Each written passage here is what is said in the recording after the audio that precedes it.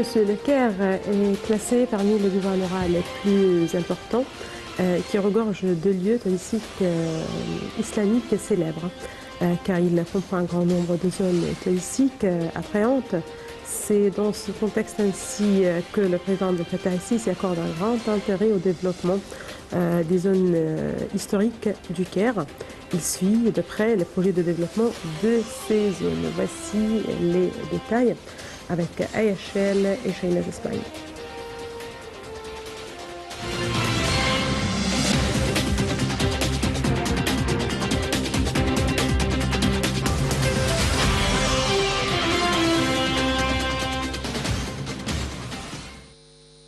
Le président Abdel Fattah el-Sisi a rencontré le Premier ministre Mostafa Madbouli, le ministre du Logement, des Services publics et des communautés urbaines Assam El-Gazzar, le gouverneur du Caire, le général Khaled Abdel-Al, le conseiller du président de la République pour l'urbanisme, le général Amir Sayed Ahmed et le général Ahmed El-Azazi, chef de l'autorité du génie des forces armées.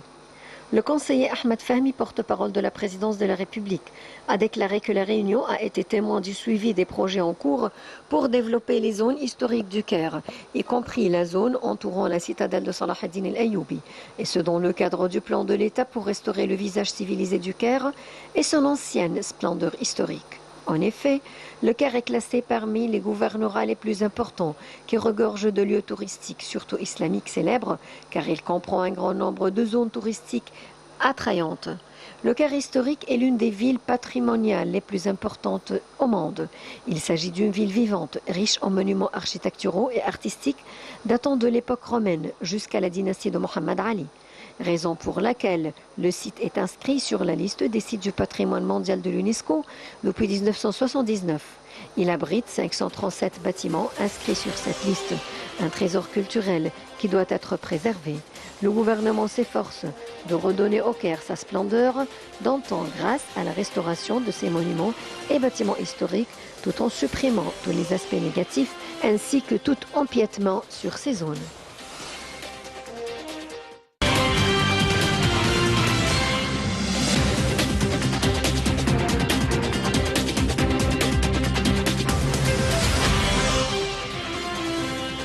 Est devenue la semaine dernière co-présidente du Forum mondial de lutte contre le terrorisme avec l'Union européenne. Lors de la 21e réunion du comité de coordination du Forum au Caire, plus de 150 hauts responsables et fonctionnaires ont discuté de l'action future pour lutter contre les menaces mondiales du terrorisme. L'Égypte et l'Union européenne ont présenté leur vision de l'orientation stratégique et des objectifs du forum pendant le mandat.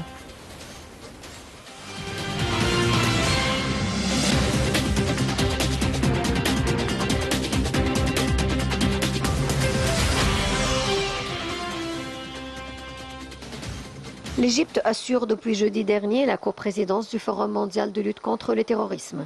En effet, au cours de la 21e réunion du comité de coordination du Forum mondial de lutte contre le terrorisme tenue dans un hôtel au Caire, le Maroc a officiellement remis la coprésidence à l'Égypte. En avril 2022, l'Égypte et l'Union européenne avaient été sélectionnées pour la coprésidence du Forum mondial de lutte contre le terrorisme, succédant au Maroc et au Canada. L'Union européenne a déjà pris son siège en septembre 2022 et devra assurer la coprésidence du Forum jusqu'à septembre 2024, alors que le mandat de l'Égypte expire en mars 2025. Lors de la 21e réunion du comité de coordination du Forum mondial de lutte contre le terrorisme, plus de 150 hauts fonctionnaires ont discuté de l'action future pour lutter contre les menaces mondiales du terrorisme. L'Égypte et l'Union européenne ont présenté leur vision de l'orientation stratégique et des objectifs du Forum mondial de lutte contre le terrorisme pendant leur mandat. Le ministre des Affaires étrangères, Sameh Choukri, a déclaré que la présidence de l'Égypte intervenait à un moment où la société internationale était confrontée à de nombreux défis qui exacerbe le terrorisme. L'Égypte et l'Union européenne travailleront à renforcer l'efficacité du forum en développant un cadre clair pour la lutte contre l'extrémisme. L'Égypte entend, durant son mandat, se focaliser sur la lutte contre le terrorisme, notamment en Afrique, selon M. Choukri. En dépit de la défaite de Daesh en Syrie et en Irak, les dangers persistent, a-t-il dit. Il a ajouté que l'Égypte elle-même avait surmonté de nombreuses menaces terroristes au cours de leur dernière décennie.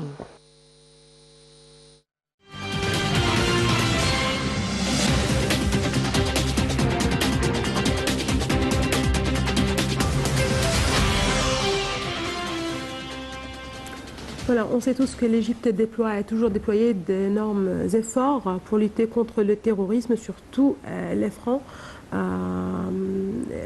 L'Égypte a aussi toujours plaidé pour lutter contre le terrorisme, pour que les efforts internationaux puissent justement faire face à ce fléau au niveau mondial. Pour plus de précisions sur le Forum mondial de lutte contre le terrorisme, nous avons le plaisir d'avoir avec nous en ligne, en direct, Madame l'ambassadrice Wafé Bassim, ancien ministre adjoint aux Affaires étrangères. Bonsoir Madame l'ambassadrice.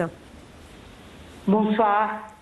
Voilà, l'Égypte est devenue avec l'Union européenne coprésidente du Forum mondial de lutte contre le terrorisme. Avant de commencer, qu'est-ce que cela signifie selon vous, Madame l'ambassadrice? Le 4 mai, comme vous l'avez bien précisé, l'Égypte a repris ou a pris pour la première fois la coprésidence avec l'Union européenne du Forum global contre le terrorisme. Cette réunion s'est tenue sur le niveau du comité de coordination du forum. C'est la 21e session de ce forum-là qui a été créée en 2011 par la participation de 30 membres comme un forum, une plateforme multilatérale, apolitique, informelle pour combattre le terrorisme. Et le but de cette plateforme-là était de renforcer les efforts nationaux et internationaux de façon stratégique et une approche de long terme pour contre le terrorisme et l'extrémisme violent qui peut amener au terrorisme. Depuis ce temps-là, et à chaque session, disons, à chaque année, chaque période, nous sommes en train de voir un nouvel aspect du terrorisme. Le terrorisme n'est plus seulement un aspect militaire.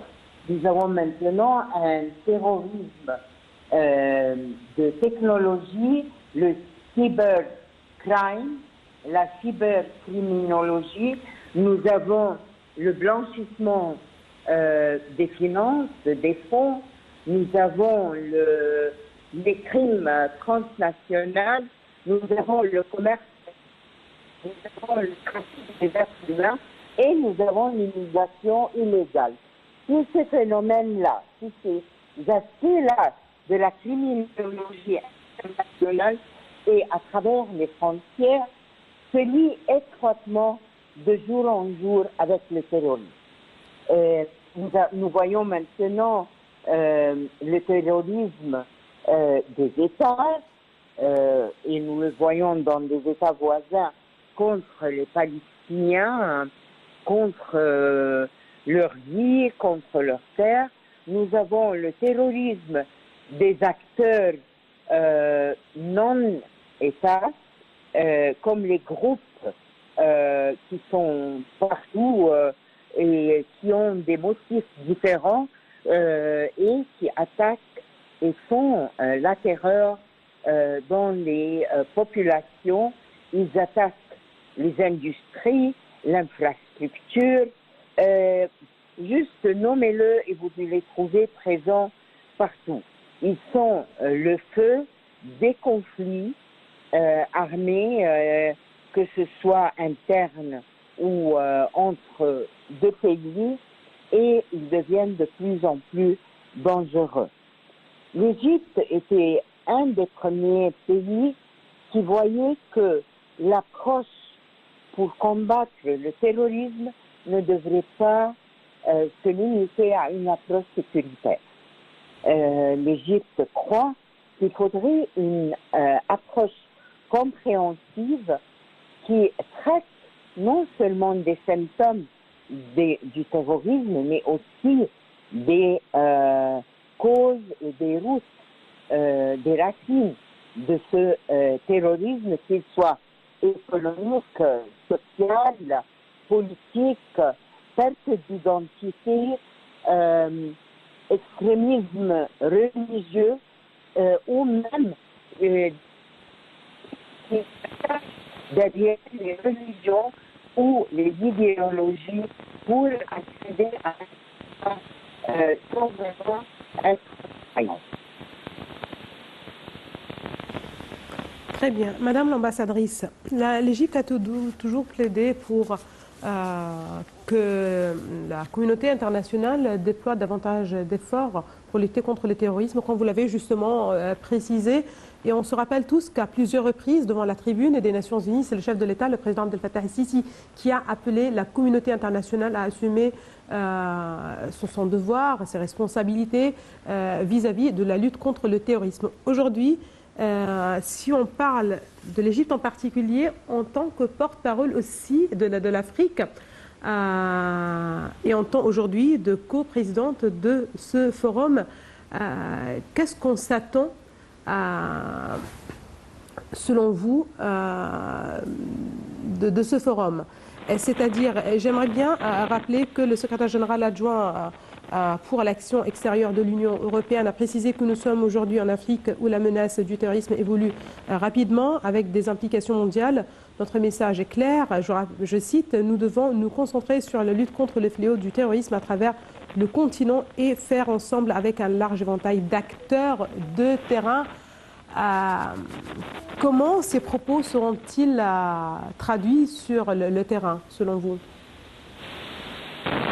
Nous avons bien vu que ce soit dans l'allocution du président sortant, le ministre d'État du Maroc, ou sur les propos de M. Charles Saïd, le secrétaire général adjoint de l'Union du service d'action de l'Union européenne, ou que ce soit à travers notre ministre, tout le monde reconnaît l'importance de combattre ce phénomène dans le monde entier, mais spécialement en Afrique, où l'Afrique a vraiment souffert, que ce soit au nord, au sud, à l'est ou à l'ouest, du fléau du terrorisme.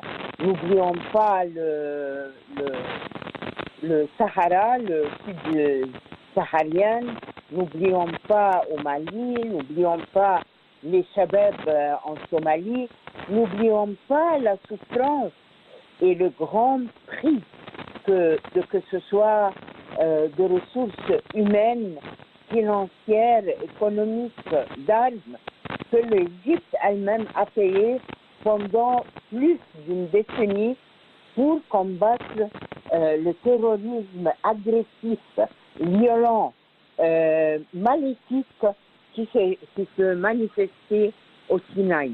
C'est seulement il y a quelques mois que notre président a pu déclarer que pour, disons, la plus grande partie, ou même tout à fait, nous nous sommes débarrassés de ces fléaux en Sinaï, mais que quand même, il faut continuer à être vigilant.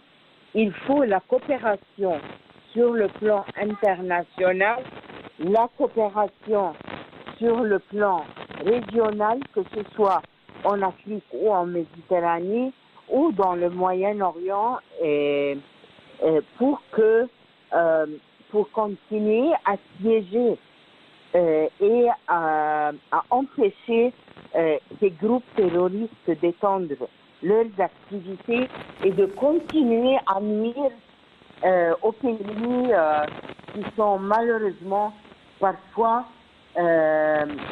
qui continuent à être. Merci beaucoup à vous, Madame l'ambassadrice Wafa Bassim. Vous êtes ancien ministre adjoint aux Affaires étrangères. Merci beaucoup de votre précision.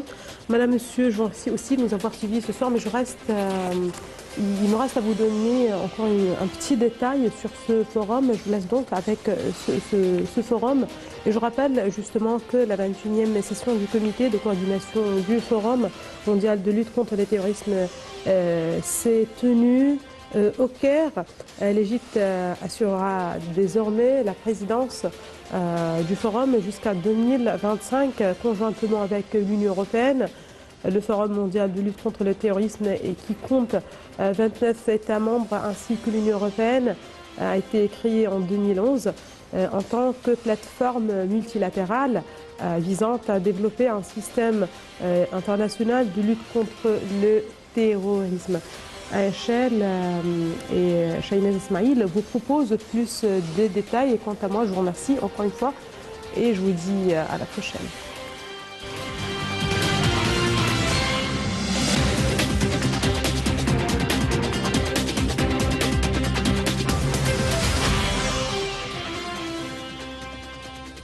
L'Égypte a accueilli la 21e session du comité de coordination du Forum mondial de lutte contre le terrorisme.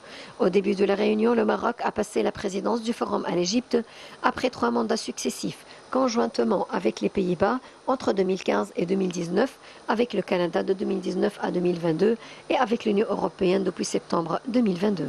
Plus de 150 hauts fonctionnaires ont discuté lors de la réunion de l'Action future pour lutter contre les menaces mondiales du terrorisme.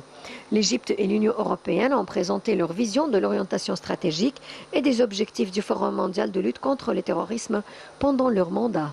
Durant sa présidence du Forum, le Maroc avait assuré des missions de coordination et un rôle pionnier et efficace pour la consolidation d'une approche collective au sein de ce mécanisme. L'approche marocaine a été caractérisée par le travail collectif, l'efficience et l'attachement fort aux principes de solidarité et de coopération internationale. Dans le cadre de la présidence conjointe du Maroc, le Forum avait placé l'Afrique en tant que priorité extrême dans sa vision stratégique pour la prochaine décennie 2021-2023. Le Forum mondial de lutte contre le terrorisme comprend 30 membres, 29 pays, plus l'Union européenne. Il s'agit d'une plateforme lancée en 2011 sous la présidence conjointe de la Tunisie et des États-Unis. Il coopère étroitement avec de nombreuses organisations internationales et régionales, y compris l'ONU. Les structures du Forum sont constituées de 5 groupes de travail concernant la lutte contre l'extrémisme violent, les combattants terroristes étrangers, la justice pénale et l'état de droit, le développement des compétences en Afrique de l'Ouest et le renforcement des compétences en Afrique de l'Est.